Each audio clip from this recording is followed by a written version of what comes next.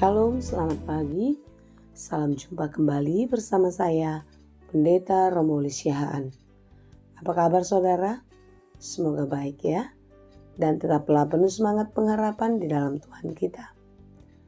Sebelum kita melanjutkan aktivitas pada hari ini, marilah kita meluangkan waktu untuk mendengar dan merenungkan firman Tuhan.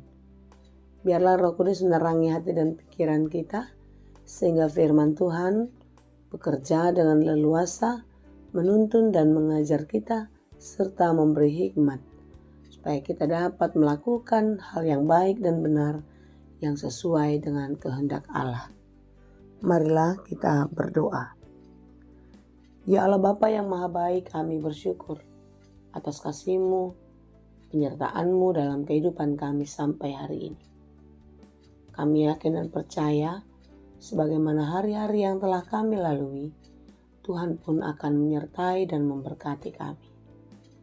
Ajari kami untuk selalu mensyukuri hidup ini dan menjalani hari-hari hidup kami di dalam sukacita dan rasa syukur kepada Tuhan. Hari ini kami mau belajar dari firman-Mu. Bukalah hati dan pikiran kami. Mampukan kami untuk mengerti firman-Mu. Dan biarlah kami menjadi pelaku firman yang setia di dalam kehidupan kami. Berfirmanlah Engkau ya Tuhan, sebab kami telah siap mendengar. Kasih karunia dan damai sejahtera dari Allah Bapa Tuhan kita, dan dari anaknya Tuhan Yesus Kristus dan Roh Kudus, menyertai saudara sekalian. Amin. Firman Tuhan untuk kita pada hari ini, yang ditetapkan menurut Almanak KKBP Rabu 18 Juni 2025 tertulis dalam kitab 1 Tawarikh 29 ayat 9a. Dalam bahasa Batak Sada Kronika 20 sia ayat sia a. Demikianlah dikatakan. Jadi marlasni rohabe situan natoropi ala ringgas nasidam margugu. Aisian nasa rohana mangaringgas be marguru tu Jahoba.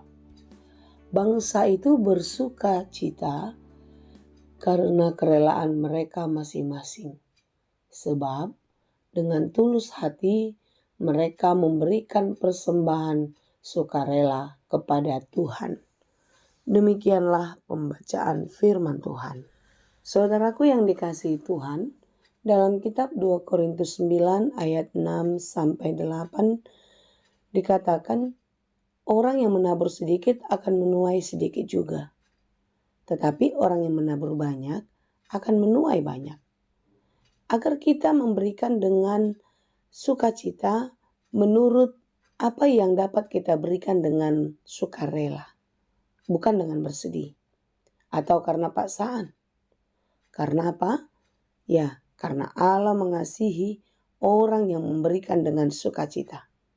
Dan Allah sanggup melimpahkan segala berkat, segala kasih karunia kepada kita. Supaya kita, orang-orang yang dengan sukacita, memberikan yang terbaik untuk Tuhan, selalu dicukupkan. Selalu memiliki segala sesuatu kelebihan, terlebih-lebih di dalam kebajikan. Saudaraku, tentu jika kita membaca renungan kita pada hari ini, kita pun diajar untuk memberi dengan sukacita, memberi dengan kerelaan hati. Karena kita percaya ketika kita melakukannya atau memberi dengan sukacita dan rela hati, maka Tuhan akan mencukupkan apa yang kita butuhkan. Tuhan akan memenuhi segala yang kita perlukan. Oleh sebab itu saudara-saudara, marilah kita memberi dengan sukacita karena kita telah diberi kelimpahan daripada Tuhan. Tentu jika saya katakan kelimpahan, bukan melulu berbicara tentang berkat-berkat materi. Tetapi bagaimana hati kita ditata oleh Tuhan untuk tulus, rela, dan penuh sukacita memberi yang terbaik untuk Tuhan. Saudara-saudara yang dikasihi Tuhan, renungan kita pada hari ini adalah bagian dari pembangunan bait Allah yang dilakukan oleh Raja Daud. Sebenarnya bukan Daud yang mendirikan, tetapi anaknya Salomo.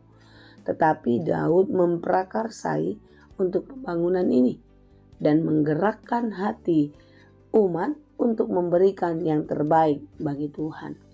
Jika kita membaca dari ayat 1 dalam kitab 1 Tawarikh 29 ini, maka kita melihat bagaimana umat Tuhan dengan rela, dengan sukacita memberikan yang terbaik.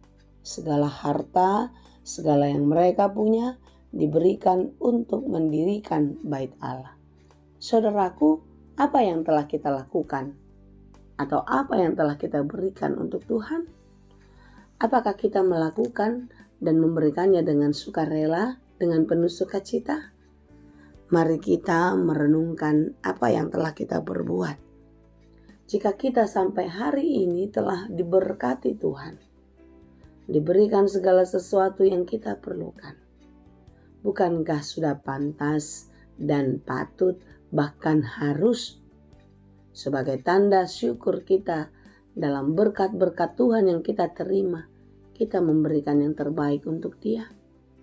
Saudaraku, marilah kita mengubah cara pandang kita, cara kita memberi, jika selama ini kita tidak melakukannya dengan sukacita. Jangan memberi dengan terpaksa, tetapi berilah dengan sukacita. Jangan beri dengan rasa yang tertekan, tetapi berilah dengan kerelaan. Karena apa yang saya katakan tadi, dalam kitab Amsal pun diterangkan, siapa yang banyak memberi, diberi kelimpahan. Siapa banyak memberi minum, ia sendiri akan diberi minum. Artinya apa? Kita tidak akan pernah kekurangan. Kita tidak akan pernah kehilangan jika kita telah memberi apa yang terbaik yang bisa kita berikan. Dalam kitab Amsal 22 ayat 9 pun dikatakan, siapa murah hati, ia akan diberkati, karena dialah yang membagi-bagikan rezekinya kepada orang miskin. Siapa yang murah hati, ia akan diberkati. Jika kita membagi-bagikan rezeki kepada orang miskin, kita menolong orang yang susah, maka di sana kita telah melakukan hal yang baik untuk Tuhan. Bukankah demikian dikatakan dalam Injil Matius? Segala sesuatu yang kau perbuat kepada saudaraku yang paling hina, engkau telah berbuat kepadaku. Itu yang dikatakan Yesus. Saudaraku, marilah kita memberi dengan sukacita. Marilah kita memberi dengan kerelaan, karena orang yang memberi tidak akan pernah kekurangan. Karena Tuhan akan mencukupkan, bahkan melimpahkan berkat bagi mereka yang sukacita memberi untuk Tuhan. Kiranya Tuhan menolong dan memberkati kita senantiasa. Amin. Terima kasih Tuhan untuk firman-Mu. Terima kasih Bapa untuk segala pengajaran-Mu dalam hidup kami. Mampukan kami untuk dapat melakukan seperti yang Engkau kehendaki. Ajari kami untuk memberi dengan sukacita sebagai tanda rasa syukur kami kepada Tuhan di dalam berkat-berkat yang telah kami terima. Terima kasih Bapa, berkatilah kami sepanjang hari ini. Ajari kami, mampukan kami untuk dapat melakukan pekerjaan kami dengan baik. Berikan kekuatan serta semangat pengharapan bagi saudara-saudara kami yang sedang berjuang, yang sedang bergumul, dan bagi mereka yang sedang berduka cita. Biarlah kekuatan, pertolongan Tuhan, serta penghiburan-Mu memberi kekuatan kepada mereka. Demikian juga saudara-saudara kami yang sedang sakit. Tuhan, Engkaulah kiranya yang memulihkan dan menyembuhkan mereka. Berkati obat dan makanannya, berkati para medis dan keluarga, agar itu semua menjadi jalan Tuhan bagi saudara-saudara kami yang sakit untuk sembuh daripadanya. Terima kasih Bapa yang baik. Kami serahkan seluruh kehidupan kami. Engkaulah yang memberkati kami hari ini dan sampai Maranatha nanti. Di dalam Yesus Kristus kami berdoa dan mengucap syukur kepadamu. Anugerah Tuhan kita Yesus Kristus, kasih karunia Allah Bapa, dan persekutuan Roh Kudus itulah kiranya yang menyertai dan memberkati kamu sekalian. Amin.